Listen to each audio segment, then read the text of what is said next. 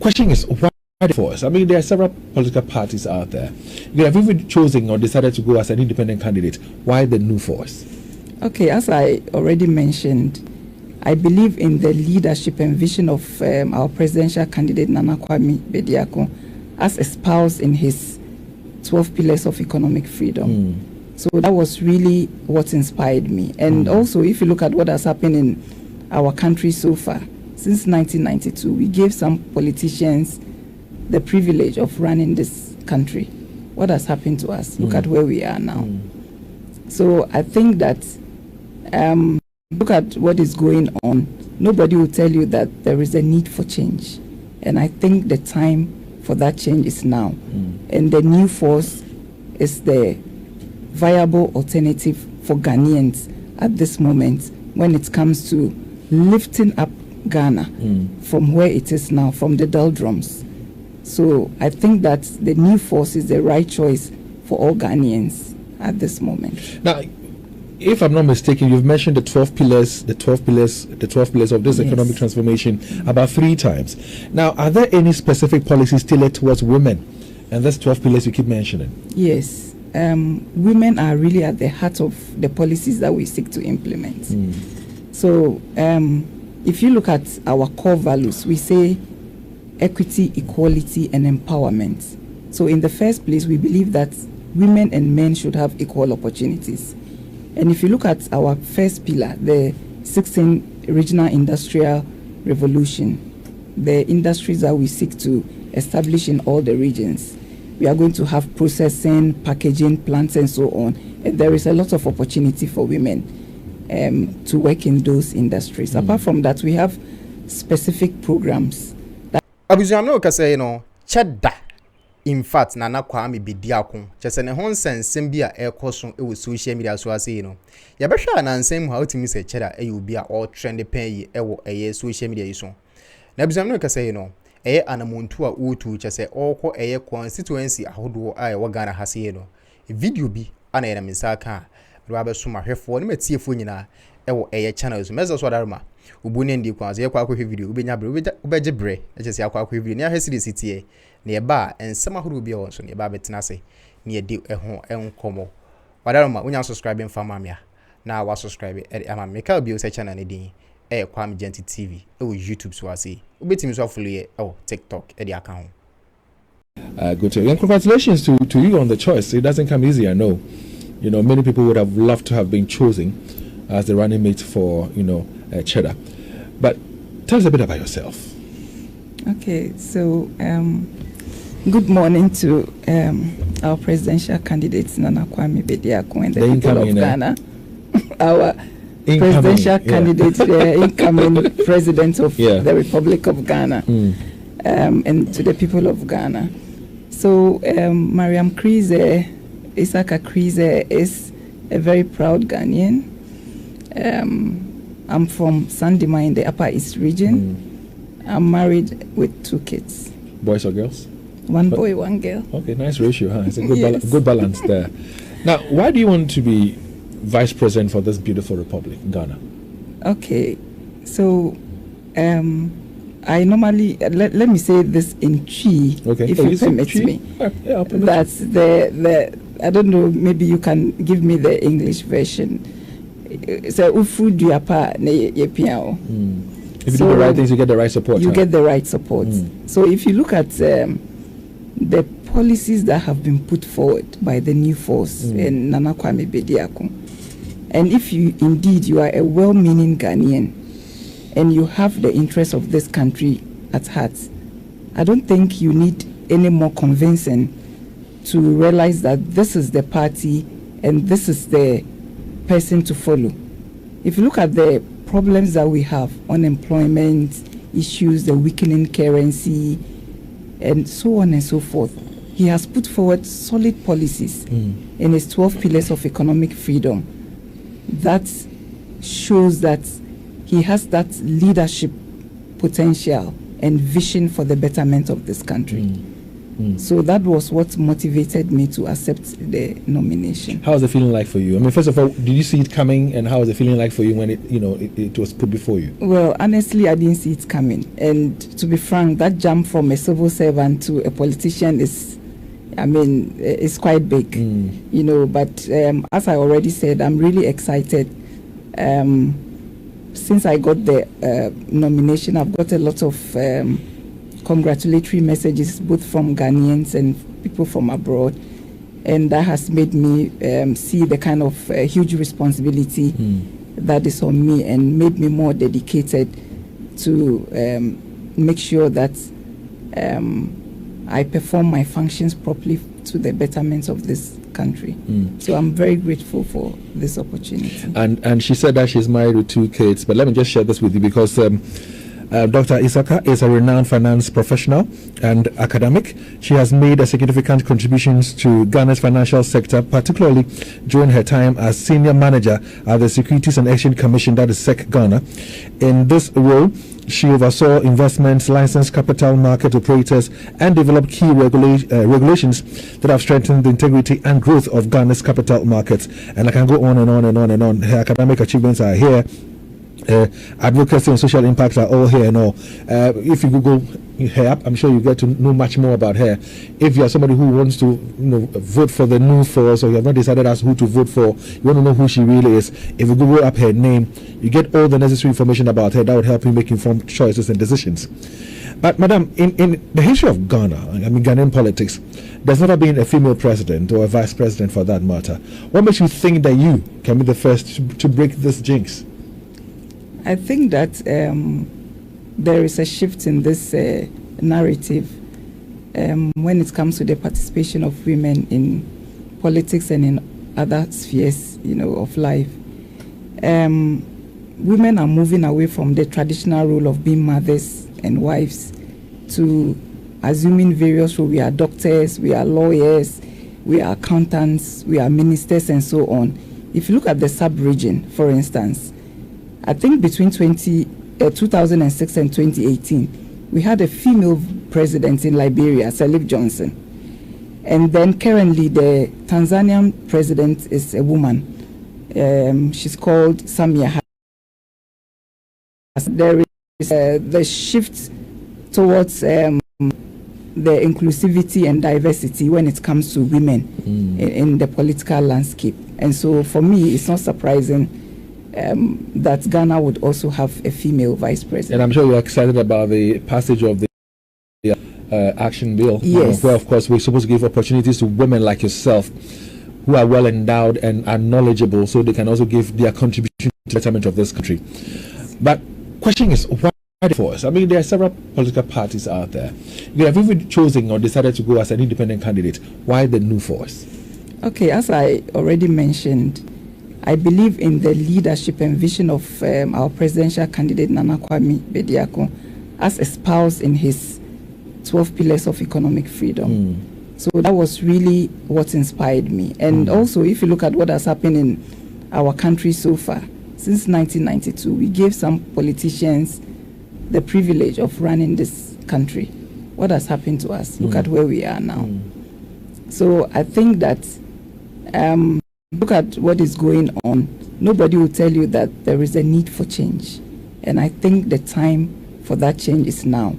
And the new force is the viable alternative for Ghanaians at this moment when it comes to lifting up Ghana from where it is now, from the doldrums. So I think that the new force is the right choice for all Ghanaians at this moment. Now, if I'm not mistaken, you've mentioned the 12 pillars of this economic transformation about 3 times. Now, are there any specific policies tailored towards women?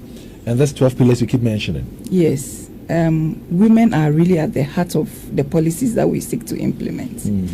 So, if you look at our core values, we say equity, equality, and empowerment.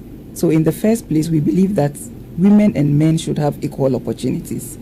And if you look at our first pillar, the 16th Regional Industrial Revolution, the industries that we seek to establish in all the regions, We are going to have processing, packaging plants, and so on. And there is a lot of opportunity for women to work in those industries. Apart from that, we have specific programs that are meant to provide financing for women to expand their businesses, because most of the women are found in the SME sector. And that is one of the places that is at the heart of our policies. Beautiful. And in case you're wondering whom we're talking to, it's Dr. Mariam Isaka Krese, and she's the running mate for Nana Kwame Bediako, who's the presidential candidate for the New Force. Now, I have heard about, the New Six. I've heard about it, but for the benefit of those who are watching us on Facebook on Love in the Morning or Love 99.5, or those who are listening to us, what's the New Six all about? And you are the first to be, unveiled from the New Six. Who are the rest of the people that constitutes the New Six? Yeah, rightly said. I'm the first of the six to be unveiled, and these are supposed to be experts that will support our presidential candidate Nana Kwame Bediako as he seeks to implement the various policies towards uplifting the nation. So when are we to expect the unveiling of the rest? I think that should be a question for Nana Kwame Bediako. I mean, he does his things in a very systematic manner. So at the right time, he will then unveil them. But what would be their role or responsibility as we inch closer to election 2024? Yes, so these are experts in law, economics, marketing, just to mention a few. So like I said, they are behind the scenes. We have started working because we have the confidence that we are coming to power. So we are working and putting into place the structures that we need to run this economy. Is that to suggest or to say that these people who are lawyers and co, if the New Force wins the election 2024, these are people who will also be given ministerial positions? Well, I wouldn't say ministerial positions, but they will definitely be a part of the government. I see. Now, you are not known. I mean, I'm not missing words here, but you're not known in the political world. So how's the jump from being a civil servant to the political figure, the political world? How has it been like? Because earlier you mentioned that it's a big jump. Yeah. How big the jump is, I don't know. You've been telling us. But what's the response like, and how are you reacting to it? I mean, upon your unveiling and all that. You mentioned again briefly that you have received congratulation messages from within and without, from outside the country and all that. And again, like I mentioned, you're not known in the political world. And there's a really big jump. Tell us about it. Yeah, I mean, rightly said, it is a big jump, but I wouldn't say that I'm completely unknown. Oh, okay. As I mentioned before, I lecture at the University of Ghana Business School. So I have a lot of students that I have taught. Apart from that, my role in the capital markets, working for the Securities and Exchange Commission, involves a lot of engagement with various stakeholders. So we do investor educations, and then we are also involved in developing the regulations that govern the capital markets. So I think that if you come to that space, I'm known. And then if you come to the academia as well, I'm known. So I'm not completely unknown, even though I'm not the traditional politician, so to speak. Have you heard a saying, politics is a dirty game before? I have. Doesn't that bother you, scare you in any way? No, I think that the key thing for you to know is to convince yourself that you are doing the right thing. So if you know that you are doing the right thing, I think you shouldn't be afraid. So that doesn't really bother me. What if people, you and I know sometimes things are said about people that are untrue, they try to make places muddy for you and all that. You prepared for all that? Yes, I think it's all part of the game. And I think I'm really prepared for that. Like I said, for me, the key thing, I think not even in politics, in my professional life, that has been my attitude. I make up my mind to do the right thing, and once I know I'm doing the right thing, if you have criticisms, I think everybody is entitled to their opinion. You have what it takes to rub shoulders with the men and the male in this politicking that we are all in, because it's like I say, it's a dirty game. People will want to roughen people up, kakra. You have what it takes to rub shoulders off with the men? Yeah, I don't think, the Ghanaians are expecting some physical tango when it comes to this game. Yeah. So let's leave the people of Ghana to decide who they want to go with. So you were unveiled in Kumasi during an historic tour by the New Force. Now, can you speak up more about this 276 constituency tour? How is it going? I mean, we have footages on our Facebook page. If you join us on Love in the Morning, if you join us on Facebook on Love Nights and Up on 5, you'll see them on their campaign grounds, engaging with traders, businessmen and women, engaging with chiefs, traditional leaders and all that. So you can join us on Facebook and get to see things for yourself. But how would you say the campaign is going? How are people receiving the message, especially from you? What is the message, the 1, 2, 3 messages that you're carrying out to the people? How is it being received? I think that the 276 tour is a very unique tour. It has never happened in this country before, having a presidential candidate going around the 276 constituencies to engage with the people, to try to find out what their problems and their worries are and how to resolve them. So it is a very unique tour. I just got to join the tour just after my unveiling, and so we have visited a couple of constituencies. We've been to Manso, Ninehini, and we plan to go up north. So I'm really looking forward to that. And the response has been very, very great. Some of the places, I mean, you'll be surprised the number of people who have already heard of Nana Kwame Bediako even before we get there. And the people are very excited. I think they are filled with hope when they see him. They have heard about him. They've heard about the policies that he intends to implement. And they have the hope that he's going to solve most of the problems that they face. Key being, everywhere you go, people talk about unemployment. So the response has been very great. So that is our mantra. So New Force, Enidaso Abal. New Force, Enidaso Abal. Are you campaigning in the Ashanti region currently? We are. So currently we are in Ashanti region campaigning. Yeah. How long will you be here for? For a couple of days. Okay. Yeah, Leo. Yeah, I wanted to know, I mean, following Nana Kwame Bediako's campaign trail and how he does his things, you can easily tell that he's different. Yeah. But you mentioned that the others that are going to be unveiled are people who are expecting fields in various different fields that is going to help his government. Yeah. I want to understand something. We are going to pick them from the same crop of people that has been basically leading us all this while. What are they going to do different? That is, we are going to be assured that we are not going to do what the others have already done. I don't know what that premise is. Why are you saying they are going to be picked up from the same crop of leaders that we've already had? The same educational institutions, MPP, NDC, whatever party, they are the same. You went to school with all of them, so you know them. That's what I think one of the things he's trying to put across is this: we live in a country, and we have our society. Now, the upbringing that we have all had, the exposures we have. Unfortunately, you have trust and faith and belief in some leaders. You put them in certain positions, and they disappoint you big time. What is what you're trying to put out? So, how can you convince a Ghanaian that the people that he intends to choose, even from the 6th, one of which you are, the remaining 5, what guarantee do we have that they will come and do better and not disappoint us like other leaders that we have faith in have done? Well, in the first place, I'm sitting right before you, and I can assure you that being one of the big 6, I'm not going to disappoint you. And as you said, it's true that we've all been through the same system, and I can tell you that a lot of the politicians in a lot of the existing political parties are actually my classmates and my colleagues in school.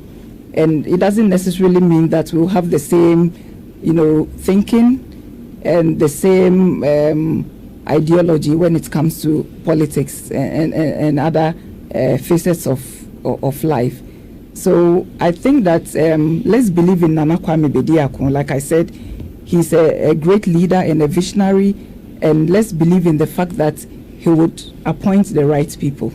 So that is all I can tell you for now. But definitely, I think you should just move from the fact that it's going to be from the same crop of leaders. Yeah. Now, so like you said, you're campaigning here in the Ashanti region, and you are saying that you'll be here for a while, a few more days. Yeah. Now, when I asked you to tell us about yourself, aside from telling us that you have 2 kids and all, you told us also that you're from the north. How different is your campaign going to be up north, knowing very well that the other two are also from part of the northern region. Well, in the first place, I'm a woman. And secondly, I think that this is a matter that we should leave for the people of Ghana to decide. So I'm a proud Northerner. We have a campaign strategy that we are deploying, and I don't think it should be different from what we are doing in the other regions. Of course, the messages will vary depending on the challenges that the local people are facing. But I think that I will be able to make equal or even more impact compared to my competitors. On your tour, as you campaign, you go to villages, you see people, you engage with them.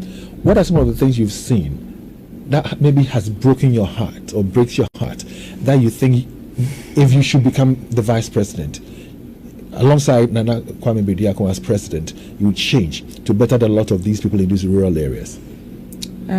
It is really heartbreaking when you go around and see the kind of conditions that our people live in. And when you just move away from Accra, it starts.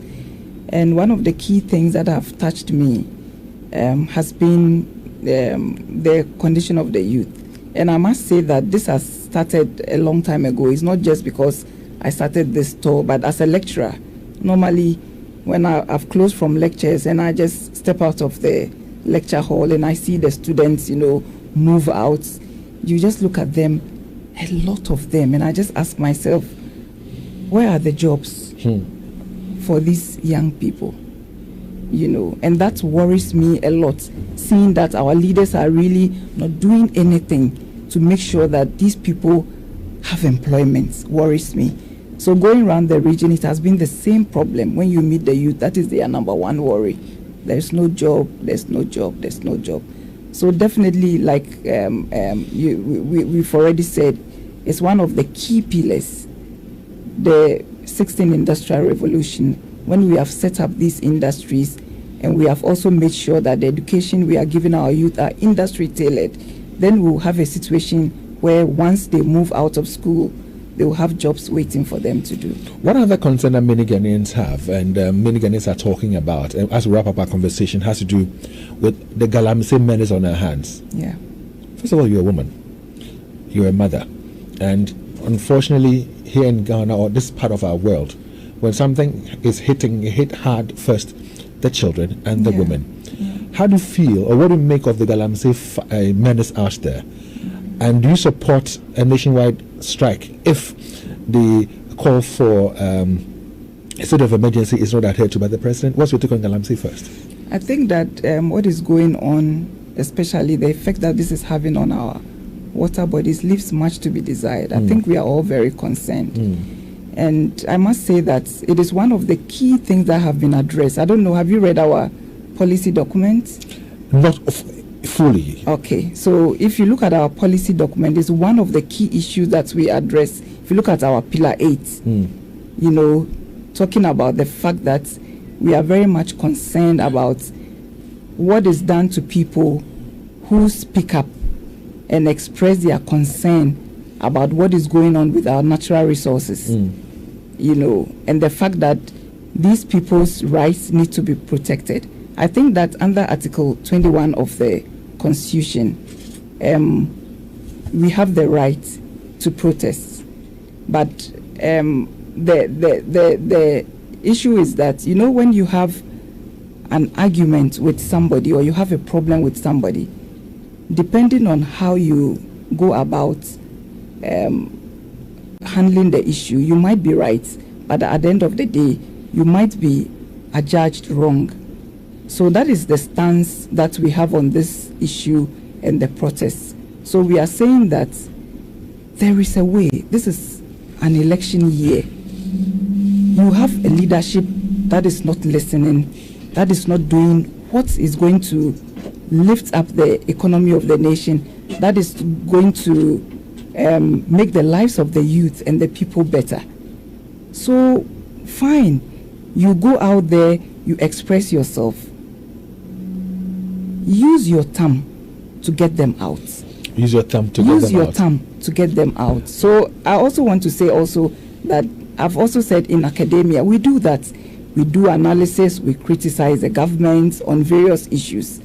But the fact is that there is work to be done, and somebody has to do it. All right, so he's my co-host, and that's a producer.